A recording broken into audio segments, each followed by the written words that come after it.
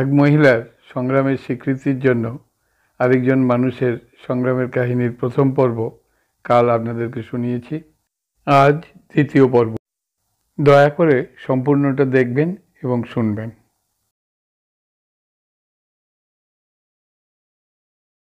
Important documents, circumstantial এভিডেন্সগুলো এখনো আছে।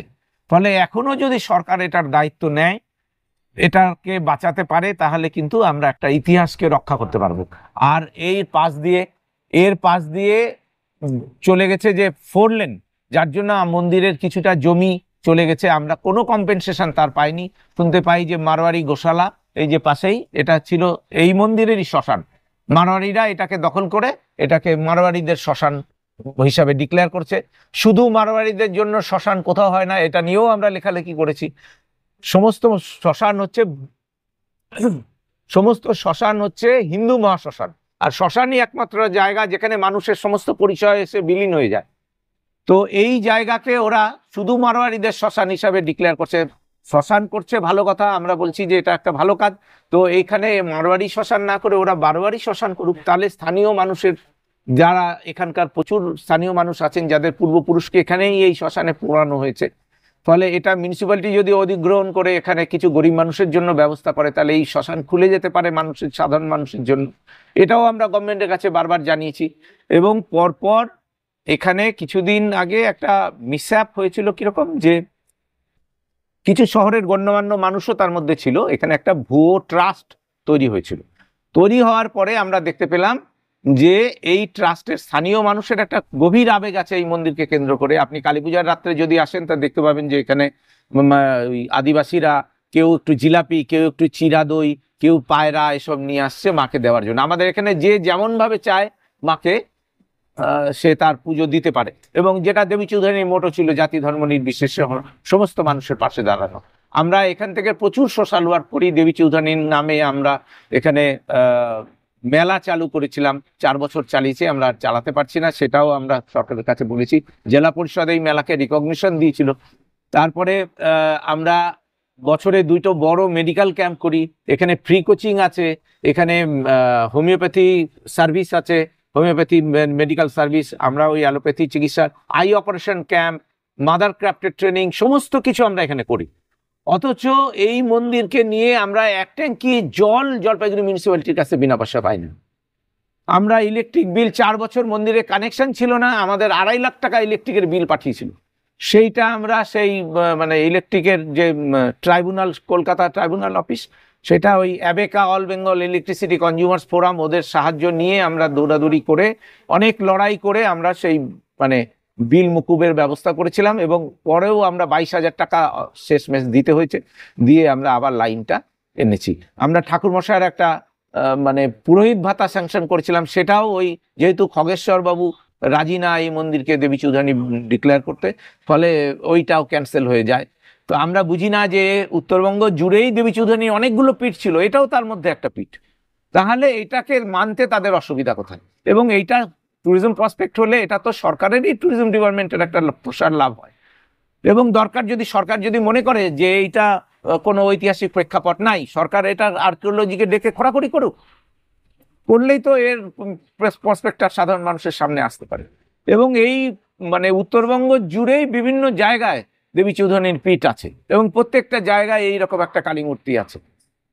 ফলে এটা গবেষণার বিষয় যে দেবী চৌধুরানী সত্যি ট্রাইবালের মেয়ে ছিলেন কিনা, দেবী চৌধুরানী সত্যি এই মন্দির প্রতিষ্ঠা করেছিলেন কিনা।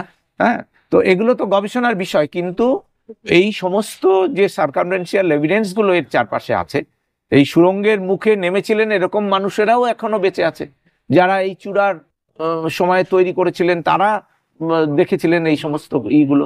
তো সেই সব আমার কাছে একসময় এদের স্টেটমেন্ট রেকর্ডও ছিল, সেইগুলো আস্তে আস্তে, তো আমি 20 বছর 22 বছর হয়ে গেল, 23 বছর ধরে আমি এটার পেছনে লেগে আছি। আমি বাংলাদেশে গেছি, বাংলাদেশের মানুষরা এখান থেকে করলা, সেই সময় অত্যন্ত নাব্য নদী ছিল, গভীরতা তার ছিল, সেই সময় এই করলা দিয়ে বজরা যাতায়াত করতে দেখেছে এরকম মানুষও জলপাইগুড়ি মাছ বাজারে তাদের পূর্বপুরুষরা আছে।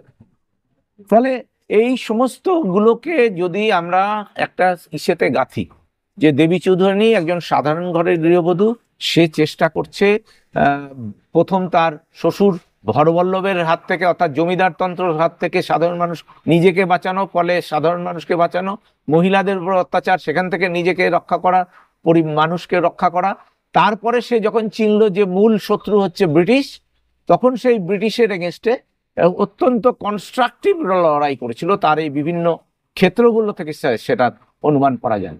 এবং শেষ বয়সে পেন্ডং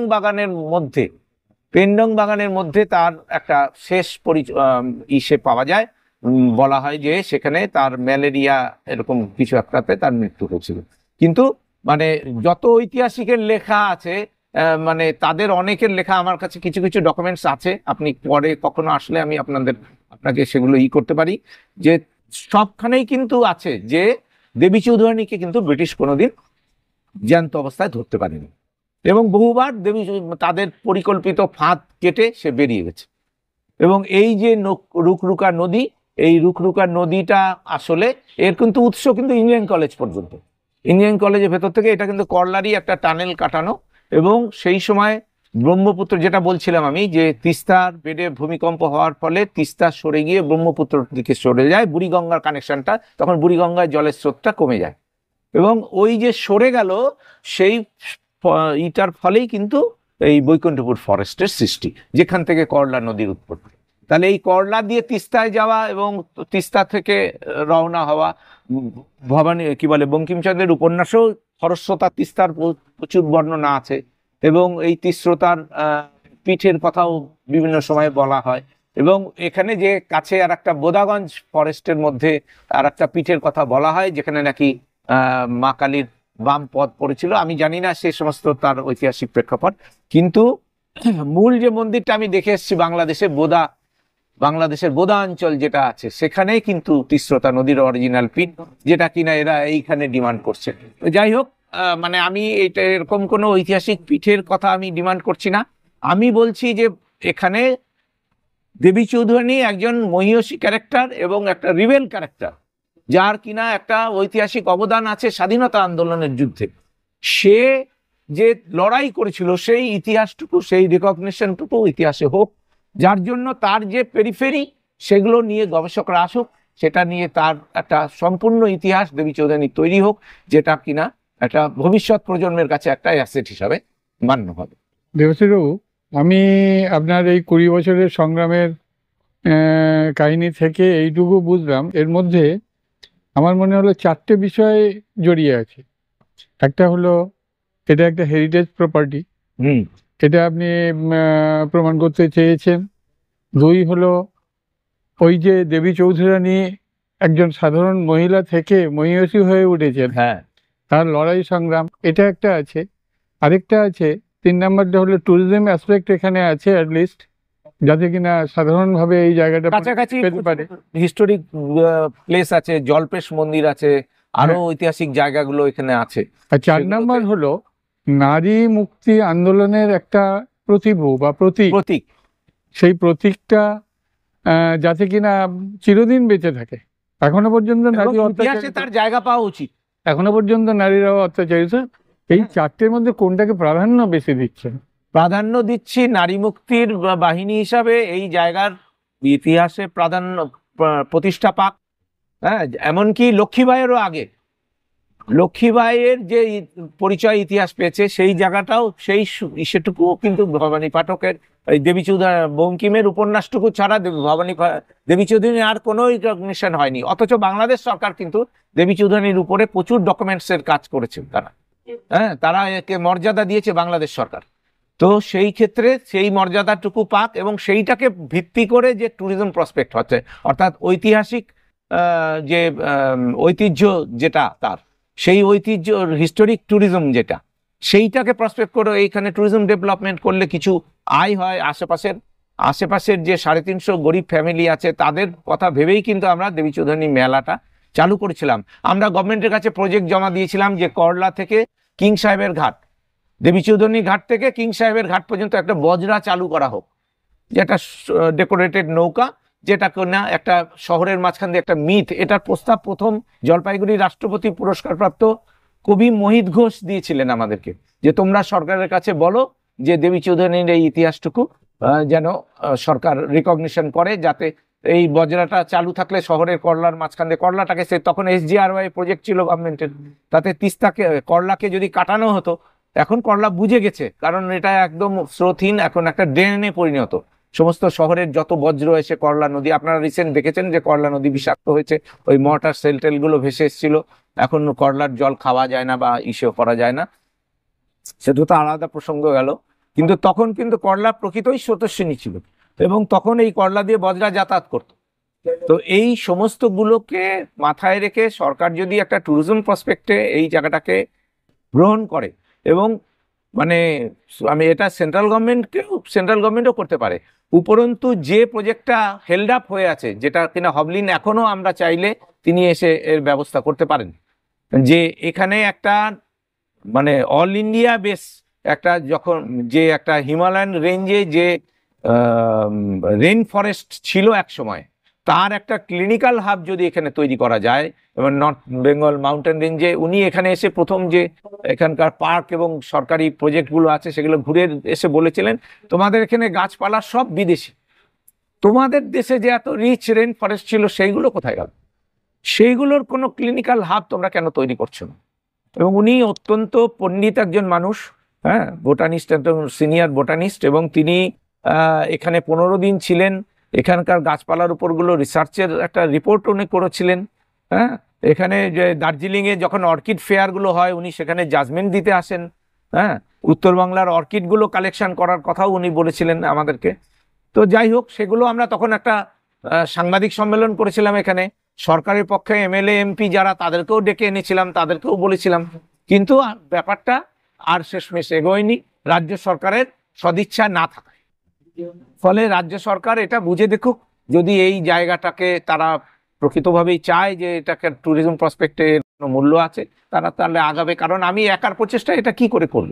আমি একটা অ্যাডহক কমিটি করে এখনো এখানে একটা ট্রাস্ট কমিটি আমি তৈরি করতে পারিনি, কারণ হচ্ছে যে এখানকার জমি জায়গা কোনো ডকুমেন্টস আমাদের কাছে নাই, খালি মানে রেকর্ডেড জায়গা হিসাবে এই মন্দিরটুকু রাজবাড়ির ছিল এক সময়, এখন ভেস্টেড হিসাবে আছে। হ্যাঁ, মন্দিরের অধিগৃহীত যে মন্দিরের সময়কার মন্দিরের পজিশনে থাকা যে জমিগুলো, সেগুলো বেদখল হয়ে যাচ্ছে, উল্টো তারা আমাদের নামে কেস দিচ্ছে যে আমরা তাদের জমি দখল করতে গেছি, তারা এই জমি দখল করে বিক্রির চক্রান্ত করছে, সেটা নিয়ে কেস পেন্ডিং হয়েছে রিসেন্ট। ফলে আমি আর কতদিন এই জমি রক্ষা করতে পারবো, এই হেরিটেজ রক্ষা করতে পারবো? আমারও বয়স হয়েছে, হঠাৎ একটা মাইল্ড স্ট্রোক আমার হয়ে গেছে। হ্যাঁ, তো আমি কিভাবে এটাকে রক্ষা করব? সরকার এই দিকে নজর দিক, এই জায়গার প্রসপেক্ট হোক, এত বড় একটা ইতিহাস লুপ্ত হয়ে যাওয়ার আগে মানুষ সেটার সম্পর্কে জানুন, এইটাই আমি বলতে পারি। অনেক ধন্যবাদ আপনাকে দেবাশিস বাবু। অ্যাকচুয়ালি আমি চেষ্টা করব যে চ্যানেলে, এখানে সুব্রত গুপ্ত ছিলেন, এখন প্ল্যানিং কমিশনের আছেন, সুব্রত গুপ্তকেও আমরা জানিয়েছিলাম সেই সময়েও, কিন্তু মানে এর ছিল, এবং মূলত উনি একটু উদ্যোগ নিয়েছিলেন সেই সময়। এই যে অ্যাডহক কমিটিটা, এটা পূজাপাতি সব বন্ধ হয়ে গেছিল, মানে অনেকদিন এখানে ছিল না, মানে কোনো কমিটি ছিল না, দেখভাল ছিল না, সেই সময় নেশা ভাঙের আড্ডা হয়ে গেছিল। হ্যাঁ, এখান থেকে চুরি ডাকাতি হতো, নোংরামি হতো নানা রকম। হ্যাঁ, সেগুলো তিনি সেই সময় ত্রিবেদী সাহেবকে করেন, ত্রিবেদী সাহেব এসে এখানে একটা অ্যাডহক কমিটি তৈরি করে দিয়ে যান, এবং তাতে জলপাইগুড়ি শহরের সমস্ত সরকারি অফিসিয়াল, ডিস্ট্রিক্ট জাজ ছিলেন, ফরেস্ট অফিসার ছিলেন, তারা এখনো এক্স অফিসিও মেম্বার হিসাবে এখানে আছেন। কিন্তু সবাইকেই আমরা জানাই এখানে মানে কাকে রাখা হয়েছে? ডিএফও? হ্যাঁ, DFO forest, DFO social forestry, DFO social forestry, district জাজ, তাকেও আমরা টাইম টু টাইম জানিয়েছি। আমরা যে এই মন্দির যখন অধিগ্রহণ করি, যখন আমরা এই মন্দিরের পূজার দায়িত্ব নেই, এখানে একটা পাবলিক 5000 লোকের, স্থানীয় মানুষের এবং বহিরাগত সবাইকে নিয়ে আমরা এখানে একটা পাবলিক কমিটি করি, এবং সেই পাবলিক কমিটি ওই অ্যাডহক কমিটির থেকে এক্সচেঞ্জ হিসাবে এখানে হয়, মানে যেটা আমি বললাম যে ওই যে অ্যাডহক কমিটি ছিল তার কিছু মেম্বার এখানে একটা মিসঅ্যাপ করেছিল, তারা একটা ভুয়া ট্রাস্ট তৈরি করে এই জায়গা জমি বিক্রির চক্রান্ত করেছিল। তখন আমরা হাইকোর্টে একটা রিট পিটিশন করি, তখন ভগবতী প্রসাদ ছিলেন, তিনি তখন এই ট্রাস্টের অ্যাক্টিভিটিস নিয়ে ডিস্ট্রিক্ট জাজকে মানে কল ফর করেন, এবং ডিস্ট্রিক্ট জাজ যখন জানতে চান তখন এই কমিটির মেম্বাররা তারা পদত্যাগ করে ওই ট্রাস্ট কমিটি ডিসলভ হয়, এবং তারপরে SDO সাহেব এখানে একটা অ্যাডহক কমিটি তৈরি করে দেন, আবার ওইভাবেই চলছে। আচ্ছা, এখন সেই অ্যাডহক কমিটি রিসাফল হয়ে আছে। আর আমি যেহেতু সেই সময় এই আইনগত লড়াই আর এগুলোর মধ্যে এসে পড়েছিলাম, সেই কারণে এরা আমাকে ছাড়ে না। তো সেই থেকে আমি এখানে সম্পাদক হিসাবে আছি। আপনাকে এর মধ্যে লড়াই করছেন, কমিটি রিসাফল হয়েছে, কিন্তু আমরা কোনো সরকারি সাহায্য পাইনি। লড়াই করার মুখ একটা আপনি 2-3 বছর আগে মোটামুটি একবার বলেছিলেন, তারপরে থেকে কোনো রকম কোনো রকম হয়নি, না, একই পরিস্থিতি। একবার ওই যে সুব্বা সাহেব যখন ছিলেন, তখন উনি এসে বললেন, তোমাদের একটা ট্যুরিজমের টাকা এসছে, তোমরা কিভাবে এটাকে করবো, তোমাদের কমিটি তো অ্যাডহক কমিটি, এটা তো আমরা দিতে পারি না। আমি বিডিও কে আপনি ডিসবার্সিং অফিসার করে আমাদের বেনিফিশিয়ারি করুন, আমাদের বেনিফিশিয়ারি করে আপনারা ডেভেলপমেন্টের কিছু করে দিন। আমরা পঞ্চায়েতের হেল্প নিয়ে এখানে একটা মেডিসিনাল প্ল্যান্টের প্রজেক্ট করেছিলাম। তখন ফার্মাসি কলেজের প্রিন্সিপাল যিনি ছিলেন, মিহির চ্যাটার্জি বেঁচে ছিলেন, যিনি মানে ইংল্যান্ডের থেকে ডিএসসি করে এসেছিলেন। তিনি এখানে, আমরা বলেছিলাম যে সরকার এখানে একটা ফুড প্রসেসিং ইউনিট করুক, আমরা নিচের জমি দিয়ে দিচ্ছি, তাহলে পরে উত্তরবঙ্গের ছেলেপেলেদের একটা কাজের জায়গা হয়। সেগুলোও হলো না। এমনকি মেডিসিনাল প্ল্যান্টের এই প্রজেক্টটাও যেহেতু ঘেরা নাই, বাউন্ডারি নাই, 4 লেন গেল, তা আমরা ভেবেছিলাম তার টাকা পয়সা পেলে আমরা এখানে 4 লেন করবো, এই মানে এখানে বাউন্ডারি করব, সেই টাকাও পাবলিক খেয়ে গেল। মেডিসিনাল প্ল্যান্টের জন্য আপনাকে করতে গেলে তো ফরেস্ট ডিপার্টমেন্টকে, হ্যাঁ, ওই তো ফরেস্ট ডিপার্টমেন্ট তখন ছিল, অ্যাপ্লিকেশন করেছিলেন। হ্যাঁ, ফরেস্ট ডিপার্টমেন্ট থেকে আমরা গাছ প্রচুর লাগিয়েছি, সমস্ত গাছ মরে গেছে, ছাগলে খেয়ে গেছে। কারণ হচ্ছে যে খোলা বারান্দা, সমস্ত মানে এরিয়ায় যখন তখন যে কেউ এসে এখানে রাত্রেবেলা নানা রকম হুলিগানস করছে, পর মন্দিরে চুরি হয়ে যাচ্ছে, তারা তালা ভেঙে ইসে কেটে, ফলে এখানে আর মন্দিরের গয়নাগাটি কিছু রাখি না। এই যে ফ্যান ট্যান এসব চুরি করে নিয়ে যায়। আপনাকে দেবশ্রী অনেক ধন্যবাদ, আপনার লড়াইটা আমি তুলে ধরবো। এখন একটু মন্দিরের আশেপাশে ঘুরে দেখে নিই। এই হলো সেই হাড়িকাঠ যেখানে নয়ন কাপালিক একটা নরবলি দিয়েছিল। এই হাড়িকাঠ এখনো এখানে রাখা আছে, শুধুমাত্র ওই স্মৃতিটাকে বহন করে রাখার জন্য। এই পথ দিয়ে একটু এগিয়ে গেলে, এই রাস্তা দিয়ে সোজা এগিয়ে এখানে যে খাল বা নদী পাওয়া যায়, আগে নদীর মতোই ছিল কিন্তু এখন খালের আকৃতি ধারণ করেছে এই গাছটারই পিছনে। সেই খালে কথিত আছে যে দেবী চৌধুরানীর যে বজরা, ওইগুলো আসতো, এসে এখানে বাঁধা থাকতো। ওখান থেকে কিন্তু গভীর জঙ্গল এই অঞ্চলটা ছিল তখন, প্রচণ্ড গাছপালা। শুধু তাই নয়, দেবাশিস বাবুর কথাতে শুনেছেন এখানে সাপদ সংকুল ছিল। তো এইখানে বজরাগুলোকে বেঁধে রেখে দেওয়া হতো, তারপর ওখান থেকে ভিতরে গুপ্ত পথ দিয়ে মন্দিরের মধ্যে উঠে যাওয়া যেত। এইটা সেই পুরনো বটগাছ, যার অরিজিনাল গাছটাই এখন আর নেই। এখন চারদিকে শুধুমাত্র ঝুড়ি নামা শিকড় ঠেস দিয়ে ওটা বেঁচে আছে। এইখানে আছে একটা শিব মন্দির।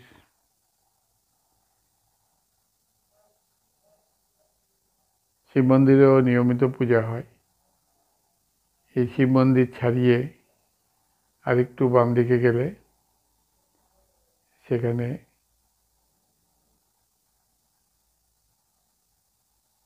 দেবী চৌধুরানী তৈরি করা আরেকটা পুকুর আছে। এই ছোট ছোট যে কুলঙ্গিগুলো দেখতে পাচ্ছেন, এই ছোট ছোট কুলঙ্গিতে অ্যাকচুয়ালি দেওয়া হতো, প্রদীপ দেওয়া হতো। যাই হোক, আমরা আজকের মতো এখানে এই ভিডিওটা শেষ করছি। আপনাদের যদি ভালো লাগে শেয়ার এবং সাবস্ক্রাইব করবেন, আর অবশ্যই শেয়ার করবেন। আবার বলছি, একটা মানুষের এই লড়াইটাকে তুলে ধরবেন সবার কাছে। যত বেশি সবাই শেয়ার করবেন, তত বেশি সবাই এই ব্যাপারটা জানতে পারবে। নমস্কার।